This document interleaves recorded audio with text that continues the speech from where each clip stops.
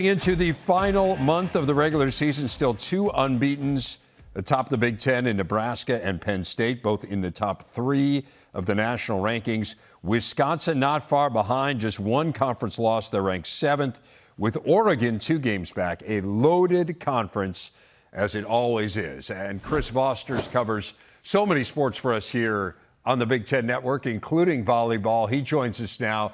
And Chris, I want to start you with some of those teams in action tonight, including Oregon. It was interesting.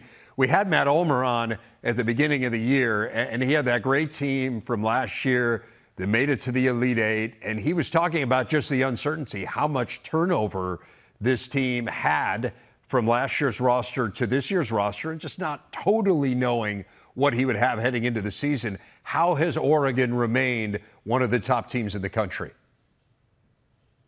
Well, I think he's got to know now what he has, or at least has a much better idea of it. And yeah, I think that was one of the big questions. You know, everyone knew that Oregon was going to make an already deep Big Ten conference even more competitive. But the fact that this almost entirely new lineup hasn't missed a beat in the Big Ten is what really jumps out to me about Oregon. You mentioned the Elite Eight run last season. Only one starter from that team returned last year. Really good player, an outside hitter, Mimi Collier, but working in a new setter into the mix, redshirt freshman Kristen Klein has come in and is fifth in the Big Ten Conference in assists per set. So she has really gelled with Mimi Collier. And then another player that has really turned a lot of heads is the redshirt senior middle blocker Onye Ofebu, who's one of the best two-way middle blockers in the Big Ten.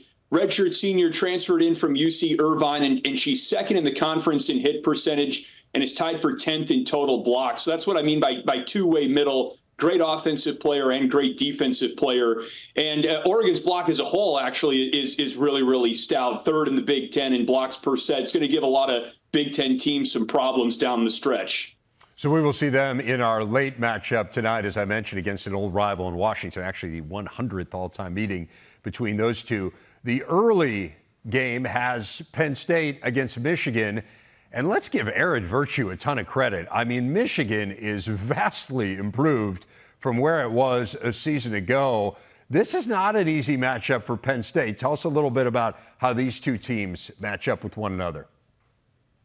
I think it's almost a trap game for Michigan and for Penn State, I should say, and a really good thing that Penn State actually gets this match at Rec Hall on their campus because of how well Michigan has played right now, and the fact that Penn State's in a tricky part of their schedule, just coming back from the West Coast to take on UCLA and USC, where they won both of those matches but had to grind through both of them at times. Now you come home, quick turnaround Wednesday night, taking on a Michigan team that has taken a set off Wisconsin. They've taken a set off Nebraska on the road. It's, as you said, a night and day Michigan team in year two under Coach Aaron Virtue. With Penn State, though, I think the biggest part of the reason why they vaulted into the national championship conversation is because of freshman setter Izzy Stark. And it was not really a position of need for Penn State. Last season, they had our colleague Mac Pedraza. So they've been good at the setter position. But what Izzy Stark has been able to do as a true freshman in the conference is truly extraordinary. She's the only freshman center top 10 nationally in assists per set. And if you look at the chemistry that she's developed with outside hitter Jess Merzick, who is a Michigan transfer, by the way, Merzick's numbers have gone up this season. Stark is really slinging the ball all over the place. So I think Penn State is going to get it done tonight. I really do. But I certainly wouldn't surprise me if Michigan sent this to 4 or even 5.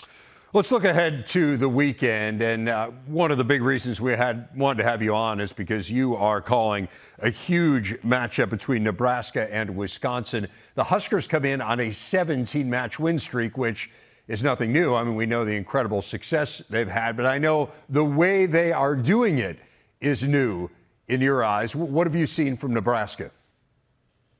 I agree, Dave. I think it's been really interesting to see how the sophomore class in particular, the class that came in for the 2023 season, has in a lot of ways changed the identity of the Nebraska Cornhuskers, you know, covering the team in that 3 to 5 year window in terms of years ago. This was always an outstanding defensive team, maybe the best team in the nation in terms of passing on the serve, keeping the ball off the floor in the backcourt with their liberos and defensive specialists. But with players like Bergen Riley, their setter, with Harper Murray, their outside hitter, with Andy Jackson, their middle blocker, all from that same recruiting class, this is now a team that's really, really elite offensively as well. And that was always the question for Nebraska, circa 2021, 2022. Yeah, they're an amazing defensive team, but do they have the offensive power to really make a deep run in the tournament? And you look at Nebraska now, second in the Big Ten in kills per set, second in the Big Ten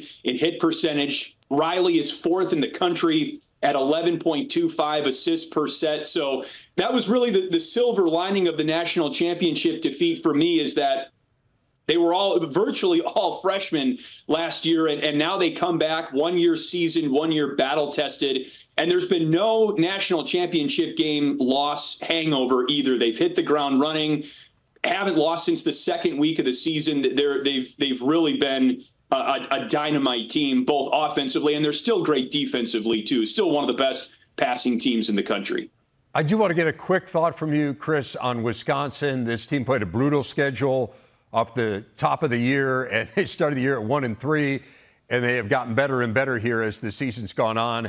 Give us a sense for Kelly Sheffield's crew as they head into that big showdown.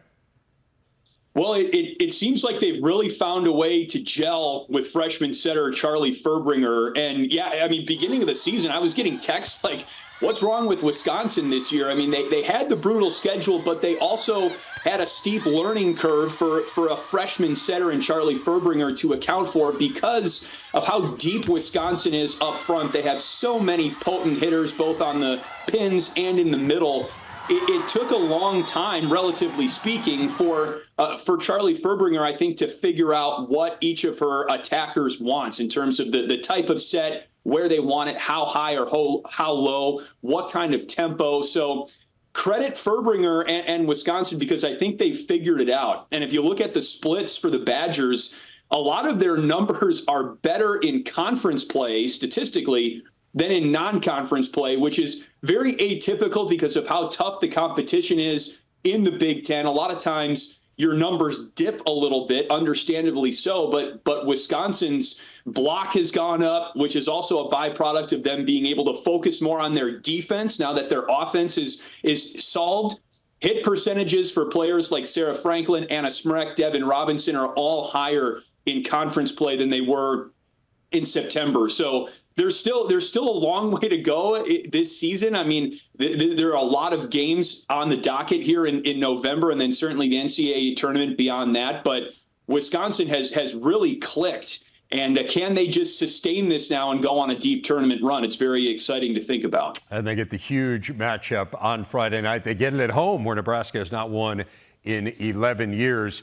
Chris, really looking forward to your call. Should be an amazing scene at the Fieldhouse on Friday. Really appreciate you lending some time to us and sharing your insights. Thanks, my friend. Always a pleasure, Dave. Thank you very much.